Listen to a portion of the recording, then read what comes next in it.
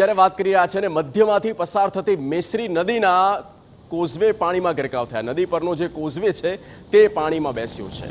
વહોરવાડ tower અને ગોંદરા વિસ્તારને જોડતા કોઝવે પરનો વાહન વ્યવહાર બંધ કરવામાં આવ્યો. સવારથી સતત વરસાદ છે અને વરસાદને પગલે જિલ્લાના જળાશયોમાં નવા નીર આવ્યા છે. ગોધરા મેસરી નદી પરનો ચેક ડેમ ઓવરફ્લો થયો. સિઝનના પહેલો વરસાદ અને આ પહેલા વરસાદમાં ચેક ડેમ ઓવરફ્લો થઈ ગયો. પંચમહાલ જિલ્લામાં અનરાધાર વરસાદ વરસી રહ્યો છે. જિલ્લાના તમામ 7 તાલુકાઓની અંદર ધોધમાર વરસાદ વરસ્યો છે અને ગોધરા શહેરની વાત કરવામાં આવે તો ગોધરા શહેર સહિત તાલુકામાં 4 ઇંચથી વધુ વરસાદ નોંધાયો છે.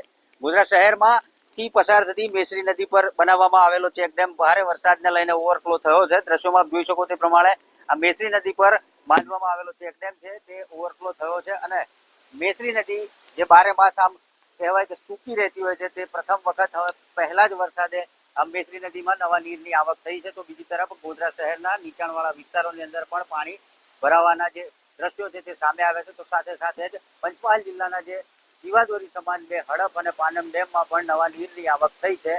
પાનમ ડેમની વાત કરવામાં આવે તો પાનમ ડેમની અંદર પણ નવા નીરની આવક થઈ છે. તો બીજી તરફ હળદ ડેમમાંથી પણ ડેમનું રૂલ લેવલ જાળવવા માટે ડેમના 3 દરવાજા ખોલી અને 6000 વધુ ક્યુસેકનું પાણી હડપ નદીમાં છોડવામાં આવી રહ્યું છે. નિકુંજ પટેલ, TV9 પંચમહાલ. મુરવા હડફની વાત કરીએ તો ત્યાં પણ ઉપરવાસમાં ભારે વરસાદ છે. હડફ ડેમમાં 15000 ક્યુસેક પાણીની આવક. હડફ ડેમમાં આ આવક થઈ. ડેમની સપાટી 163.85 મીટરે પહોંચી. ડેમના 3 ગેટ 4 ફૂટ સુધી ખોલી દેવામાં આવ્યા. ડેમમાં 14000 ક્યુસેકથી પણ વધુ પાણી છોડવામાં આવ્યું છે. હડફ ડેમના દ્રશ્યો આપણે બતાવી રહ્યા છે. વરસાદી પાણીનો સારો એવો ત્યાં સ્તરમાં વધારો થયો છે અને આ દ્રશ્ય પરથી ચોક્કસ પંચમહાલના લોકો મલકાયા છે, ખેડૂતો હરખાયા છે. આ માહોલ પંચમહાલનો અત્યારે ચોક્કસ કહી શકાય.